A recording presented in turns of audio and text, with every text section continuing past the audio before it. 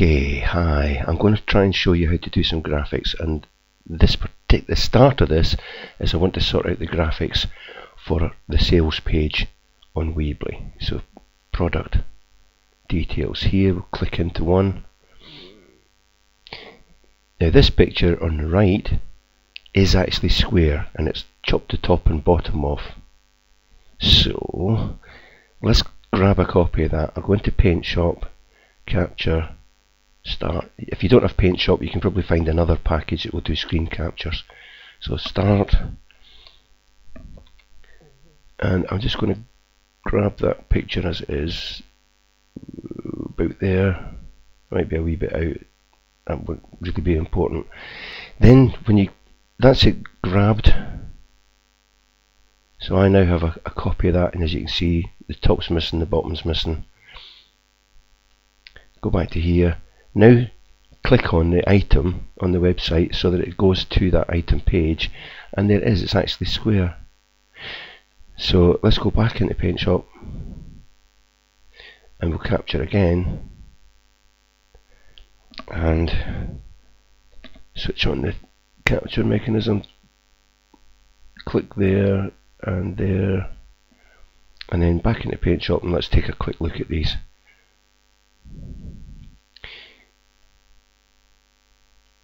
Now what I'm planning to do is to take the one on the right and put it on the top of the one on the left, and the reason is so that I can get an idea what size and shape of image I should be editing.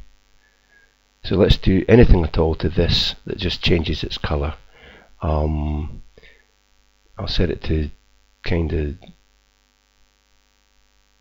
let's set it to pink. No, let's do something different. Let's set it to yellow so that we see it. And where's the flood? There should be a paint bucket and I can't see if we're looking. There we go. And then just do that. Okay, and then I'm going to copy that image and I'm going to paste it on here. Edit, paste as new layer. So there's the two image sizes that we want to be working with. That's not really had the effect I wanted, so let's edit, undo. I've got to make the two the same size somehow, or if I drew a box on it I could do it that way. We're up about the top of here and we're down about here, so that working area is going to be about there roughly. So the point of that is that although we want a square image, it's only displaying the middle bit on certain pages. That's just the way it is. So the key thing is, if you're going to put decorations on, then stick to this area down the bottom, right? This is where your decorations are going to go, flowers, whatever. Same at the top. We'll draw some flowers. There's a flower. Okay, wonderful flower. So you can stick all your bordery bits, top and bottom. Yeah, you can take them down the side if you wish. But this is the key impact area of any picture that you're doing. Okay, does that make sense? I can't hear you, so I'll just continue. Right, I'll pause this and I'm going to jump into another package. Right, what I'd like to do now is edit a picture, and one of these, this is the one I was working with. Now it'd be ideal if we had something that would fit in a square box. So the first thing we notice is some of them are tall, some of them are wide. Some of them will crop square quite nicely, like that shoe there.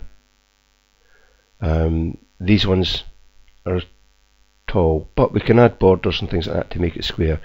So I'm going to do some photo editing now on that picture. So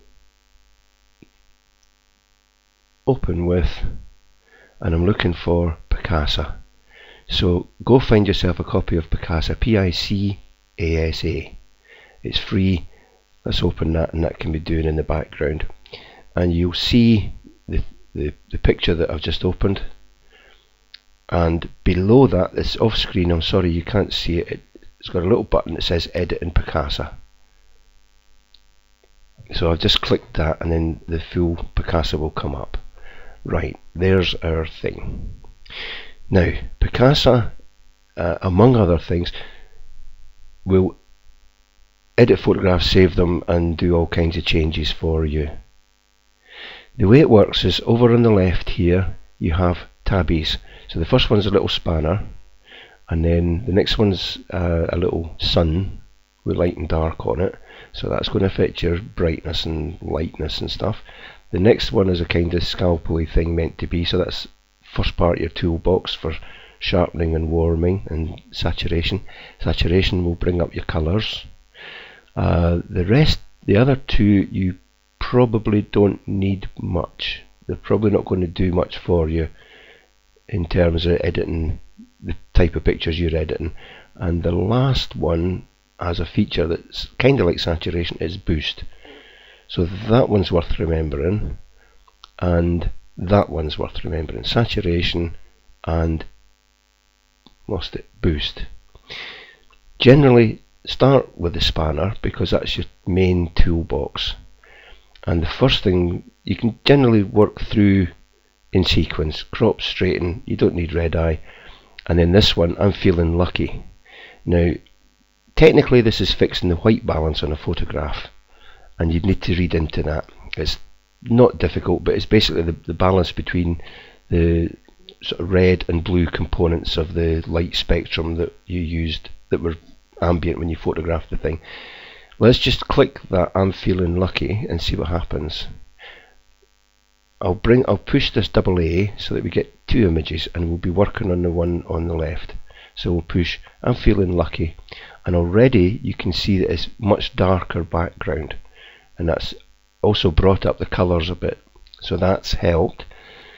Then perhaps crop the image so we can take out the tweezers on the top, and we're not going to get rid of the whole line, but we can tweak that later. We really want to be working square images, remember, but I'm just doing the photograph first. So in an ideal world, leave yourself more space to crop round the edges, but we don't want the tweezers in at the top, so I'm just cropping out. Unfortunately we've got a line here with something, so I'm going to take that out. So we'll go apply. If you don't like it, you can undo it. So everything is reversible up to a point. So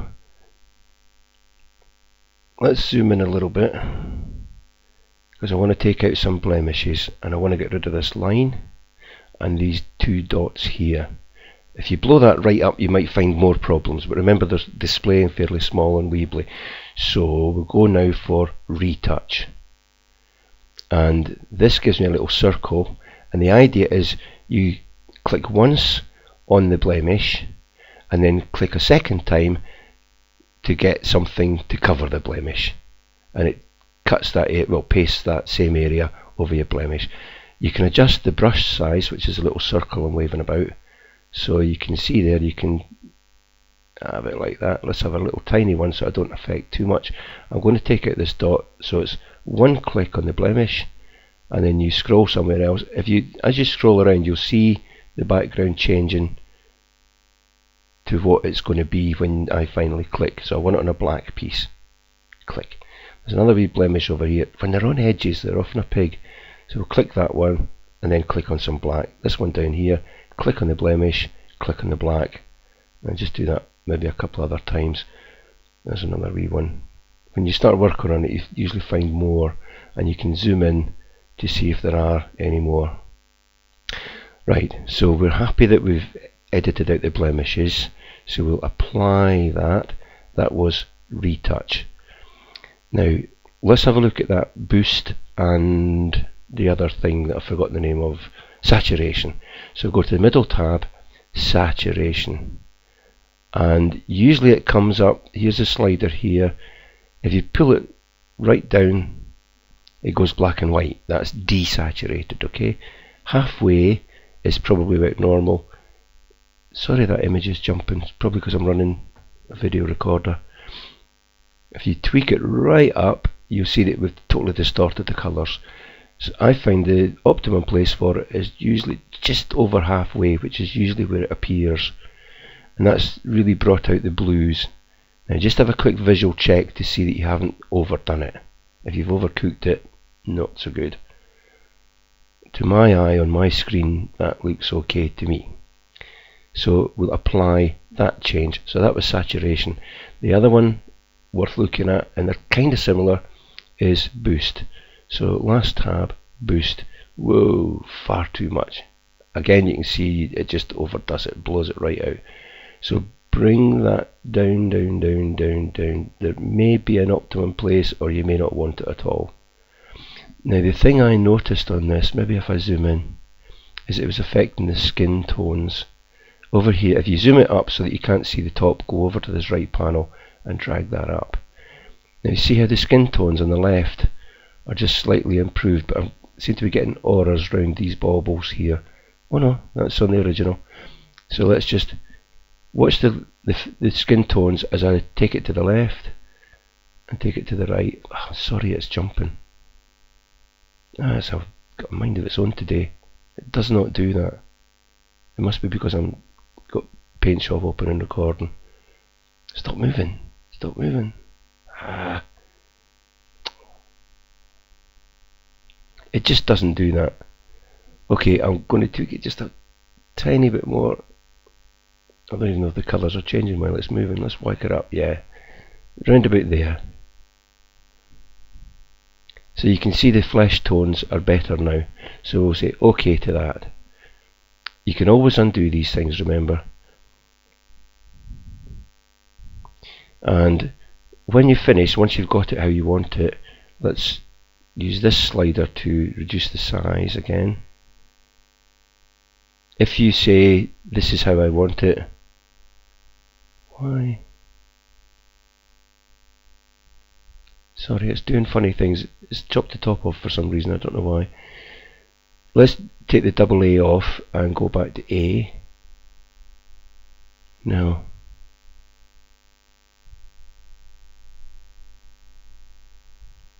I'm sorry, I'm having problems with this, and it just does not do this. Let's try that I'm feeling lucky again.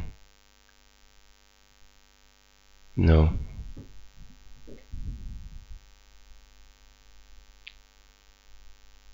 Let's take everything out.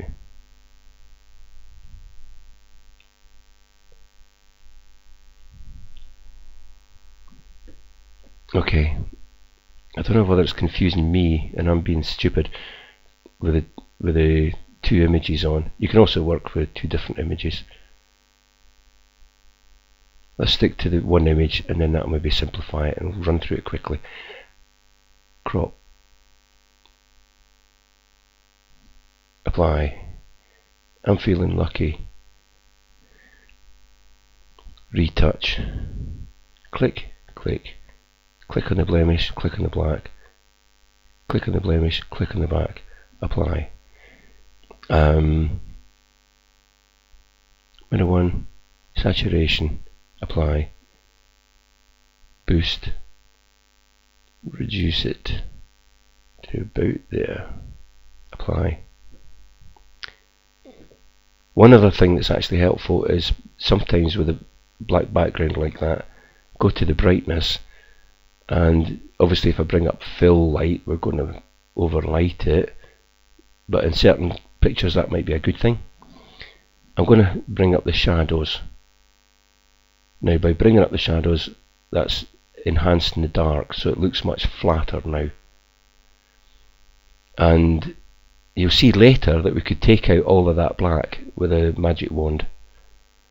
So I'm going to stop there. That is Picassa. Once you've done all your editing, click this button to export, and then that will save it as it is, and then we'll stick it somewhere. Nicola Shoes processed pics, and you can use the original size or you can resize it, so you can make it any size you want. I'm just going to stick to the original size. There we go, and that's in amongst the other ones that I've been playing with. Okay, there was something else I wanted to do. Oh yeah, crop. If you go to crop here, I've done it manually, but if you trigger the drop down menu, you've got square CD cover, so that is helpful for doing square images. Okay, now obviously that one's not going to fit, but with the right picture, so I'll cancel that. So that's Picassa, that's one half of the equation. That's for fixing up your photographs. I hope that's been helpful to you.